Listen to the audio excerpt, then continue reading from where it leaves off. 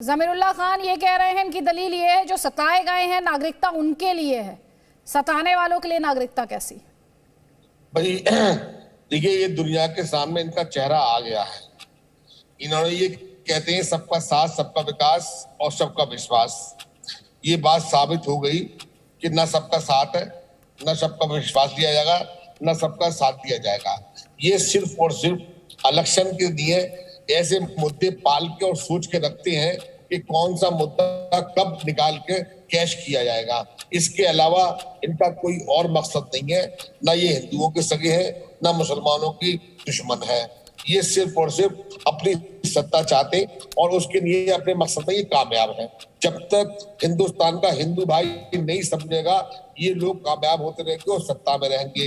नौकरी मिले या ना मिले, कारोबार चले या ना चले, लेकिन हिंदू और मुसलमान कार्ड जब तक चलता रहेगा, इन लोगों का फायदा होता रहेगा। जिस दिन चिंता जाग जाएगी, जब कार्ड खेलेंगे हिंदू मुसलमान का, तो जनता इनको अपने आप सबक सिखा देगी। लेकिन जब तक चल रहा है, तब तक तो ये बादशाह है। ठीक है, राजीव जेटली ये कह रहे हैं ना आप हिंदुओं के सगे हैं और ना ही आप मुसलमानों के दुश्मन हैं, आपको तो सिर्फ सत्ता चाहिए। आपका जवाब? अदिति जी एक छोटी सी टिप्पणी ये कह रहे हैं जब हिंदुओं को समझ में आ जाएगा तब देखिए क्या होगा। अरे हिंदुओं को समझ में आ चुका है, हिंदू जानता है। आप क्या बात कर रहे हैं? मांग देखिए आपकी क्या है। आपने कहा सबका साथ, सबका विकास, सबका विश्वास। अरे भाई मेरे भाई, हम अपने देश की बात करते हैं, आपकी बात करते हैं और उनकी बात करते हैं जो लोग भारतीय हैं, भारतीय मूल से जुड़े हुए हैं, दूसरे देशों में सताए जा रहे हैं। लेकिन आपने तो कहा सबका साथ। आप पाकिस्तान तक, बांग्लादेश तक या अफगानिस्तान तक तो नहीं लेके जा सकते ना भारतीय जनता पार्टी के इस एजेंडे को कि हम सबका साथ देंगे वहां पर भी, और उनका भी साथ देंगे जिन्होंने AK-47 अपने कंधों में टांग रखी है। हम उन लोगों के साथ खड़े हो जाएंगे, उनको नागरिकता देंगे। क्या ये उम्मीद करते हैं भारत के साथ कि भारत के अंदर उन लोगों को वापस लेके आया जाए या उन लोगों की को नागरिकता दी जाए जिन लोगों ने पहले इस्लाम के नाम पर इस देश का टुकड़े कर दिए? आप उनको वापस यहां लेकर के आना चाहते हैं? लेके आना चाहते हैं तो लेकर गए क्यों थे? पहले बात को समझिए। अभी हिंदू मुसलमान करोगे तो बहुत छोटे होकर रह जाओगे, मैं आपको बता रहा हूं। और आप खत्म हो चुके हैं ऑलमोस्ट। ये राजनीति जो आपने लगभग 70 साल तक करी है ना, हिंदू मुसलमान वाली, जो मुस्लिम लोगों को दड़बे में रख के, उनको बरगला के, उनको डरा के उनका जो वोट पाया था ना, वो अब बहुत देर तक चलने वाली नहीं है। हिंदू समझा है, मुसलमान भी समझ रहा है। ऐसा नहीं कि मुसलमान नहीं समझ रहा।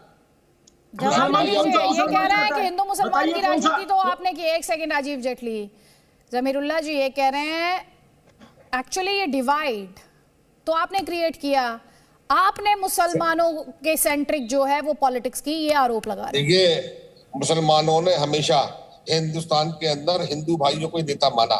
हमने जिना को नेता नहीं माना। हिंदू मुसलमान हम नहीं कर रहे। 60 साल से हम लोग जहाँ पर पोल से हमारे माँ बाप जहाँ पर पले बड़े, हम लोग बातों में जाना नहीं चाहता कि आपने किसको नेता माना। मेरी बात सुनिए, मेरी बात सुनिए। अब मेरी सुन लीजिए। मैं जाना नहीं चाहता। ये बड़े दिल वाला देश है। मैं आपके राजीव जेटली जी उनको बोलने दीजिए। राजीव जेटली जी प्लीज उनकी बात पूरी जाने दीजिए। मैं हटा दूंगा अगर आप बीच में बोलेंगे तो। आपने डिवाइड करके आप कामयाब हैं इस वक्त, और आप अपने आप को अक्लमंद समझे तो समझिए ये हकीकत है कि आप कामयाब हैं इस वक्त। आप, ये दुनिया जानती है कि आप डिवाइड, लोगों को बांट के राजनीति कर रहे हैं और कामयाब हो रहे हैं। आप अपने एजेंडे पे कामयाब हैं। इसलिए आप जो जितने मुद्दे आपने सोच के रखे हैं कि कौन से प्रदेश के अंदर कौन सा मुद्दा चलेगा, आप उसको पालते ही बाकायदे, ये आपने सोच रखा है। और आप भलाई, ऊपर वाला आपका भला करे। आपको किसी से कोई मतलब नहीं है इंसानियत से। आपको सिर्फ और सिर्फ सत्ता चाहिए।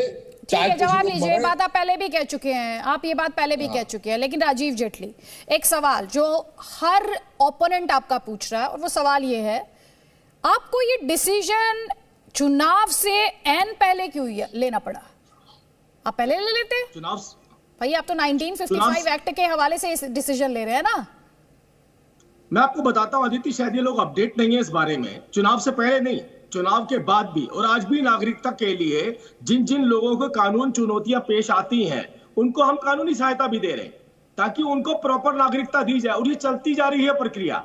ये आज गुजरात की बात करिए, गुजरात से पहले आप दिल्ली में जो पाकिस्तान से लोग आकर के बैठे हैं, उनको नागरिकता दी गई है, उनको दी जा रही है। जो लोग दूसरे प्रदेशों में बैठे हैं उनको नागरिकता दी जा रही है। अब क्योंकि गुजरात का चुनाव तो आपने इसको गुजरात के साथ जोड़ दिया। अब मैं इनको एक और बात बोल दूं जबरुल्ला खान साहब को, जबरुल्ला साहब ये मुसलमान देशभक्त है, देशभक्त था और देशभक्त रहेगा भारत का, लेकिन जब इस्लाम के नाम पर बंटवारे की बात आई ना, आप विश्वास कीजिए जिन्ना साहब को जब वोटिंग करनी थी तो कश्मीर से कन्याकुमारी तक वोटिंग कर दी गई थी जिन्ना के फेवर में, केवल इस्लाम के नाम पर।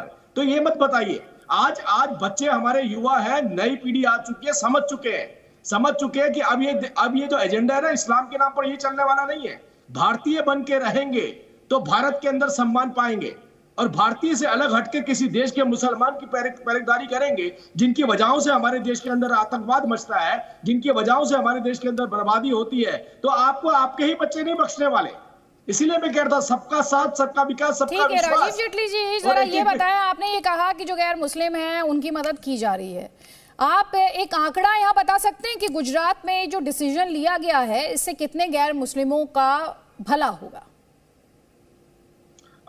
देखिए आदित्य, मैं अभी एग्जैक्टली अगर मेरे से डिबेट में पूछे तो मेरे पास कोई सच ऐसा आंकड़ा अभी नहीं है जिसमें महसाणा में और आनंद के अंदर कितने हैं, लेकिन इनकी तादाद कम नहीं है, बहुत ज्यादा तादाद है, ये एडमिनिस्ट्रेशन ने बताया है, बाकायदा प्रेस कॉन्फ्रेंस करके बताया। जब पोर्टल पे जानकारी आएगी तो हमारे पास एक ऑथेंटिक डेटा भी होगा कि कितने लोगों ने और अप्लाई किया है। और ये अभी मेरे से आप पूछे डिबेट पे कि मैं पूरा आंकड़ा आपको निकाल के दे दूं तो शायद मेरे पास नहीं होगा वो आंकड़ा। चलिए, आपके पास लेकिन ये जानकारी जल्दी उपलब्ध करा दी जाएगी। ठीक है। गुजरात में गैर मुस्लिम शरणार्थियों को नागरिकता देने के केंद्र सरकार के फैसले पर मुस्लिम धर्मगुरुओं ने भी सवाल उठाए हैं। मुस्लिम धर्मगुरु इसे बीजेपी की हिंदू तुष्टीकरण वाली चाल और 2024 की तैयारी बता रहे हैं, सुनिए। नागरिकता कानून की आड़ में गुजरात में एक नया खेल तुष्टीकरण का खेला जा रहा है। कुछ लोग जो विदेशी हिंदू यहाँ रह रहे थे वीज़ा पर, उनको नागरिकता देने की बात कही जा रही है। ये तुष्टीकरण नहीं तो और क्या है। दूसरी पार्टियों पर हमेशा तुष्टीकरण का आरोप लगाने के लिए बीजेपी मशहूर है, लेकिन इसका क्या जवाब है कि आप जो है एन इलेक्शन से पहले गुजरात में रह रहे हिंदुओं को नागरिकता दे रहे हैं। उनका ये तुष्टीकरण नहीं है क्या? कश्मीर से आए हुए हिंदू, आज तक आपने एक हिंदू को नहीं बसाया। पहले उन हिंदुओं को तो बसाइए जिनको लेकर आपने 370 को ख़त्म करने की बात कही है और देश को गुमराह करने का काम किया है। अब नागरिकता कानून को लेकर देश को गुमराह करने का काम आप कर रहे हैं। इससे बड़ा तुष्टीकरण कोई नहीं हो सकता।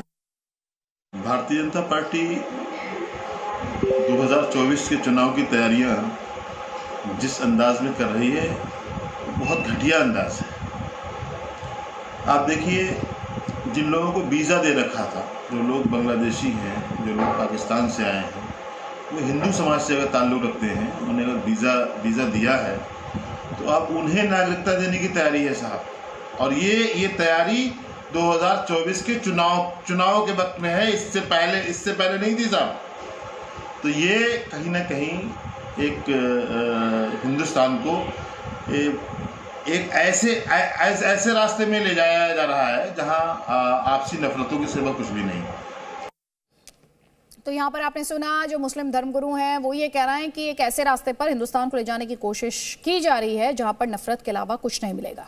गुजरात के 2 शहरों में रह रहे 3 देशों से आए गैर मुस्लिम शरणार्थियों को भारत की नागरिकता देने के केंद्र सरकार के कदम को विपक्ष पोलराइजेशन यानी ध्रुवीकरण बताता है।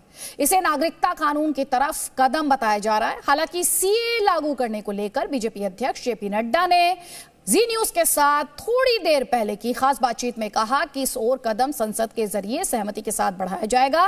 वहीं बीजेपी और आरएसएस पर बार बार भारत तोड़ने के आरोप लगाने वाले राहुल गांधी पर निशाना साधते हुए उन्होंने कहा कि वो स्लोगन पर विश्वास करते हैं। ये एक्सक्लूसिव सुपर एक्सप्लोसिव इंटरव्यू देखना ना भूलें आप कल रात 8 बजे बीजेपी प्रेसिडेंट जेपी नड्डा के साथ जी न्यूज पर।